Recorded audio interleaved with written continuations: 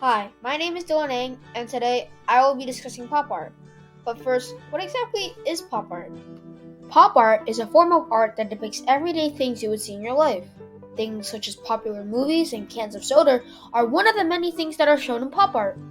This form of art first became popular in the 1950s in the UK and US. In the US, young artists used pop art to rebel against the popular, more known art that was made.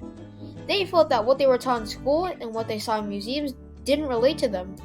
Now, there are many different pop artists.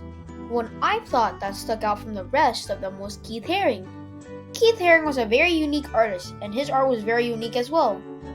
Each piece of his art had deep meaning to it. His art represented problems throughout the world. Things such as AIDS and drugs were things he pointed out in his art. But it's best to tell you about his early life before I get into all of this. Keith Haring was born on May 4th, 1958. Growing up in Kutztown, Pennsylvania, as a kid, he drew a lot and was influenced by his dad, who was a cartoonist. His dad was a large influence on him, and because of his dad, he drew a lot.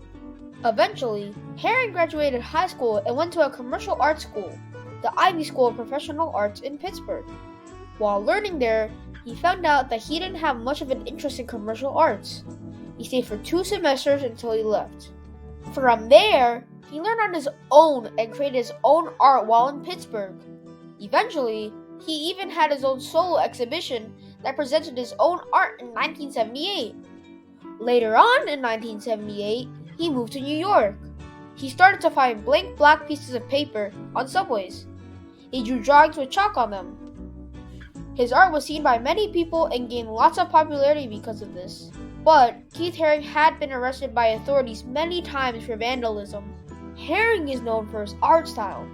He creates simple characters with bold outlines such as human figures, animals, and sometimes UFOs. One of his popular known pieces of art is the Radiant Baby. Haring was also a very generous man. He usually gave away money he earned from his paintings to charities for children. He also not only donated money, but made murals for children's hospitals and even painted murals for children as well. He even opened up his own shop. It is called the Pop Shop. It sold his artworks and other things as well. But sadly, he was diagnosed with AIDS in 1988. Even when he knew he was sick, he still kept making his art and donated his income to research for AIDS. And on February 16th, 1990, Keith had died at the age of 31. Many people went to his memorial held on May 4th, 1990 at the Cathedral of St. John the Divine in New York City. Keith Haring's art is still observed today and even has his own merch with his iconic characters.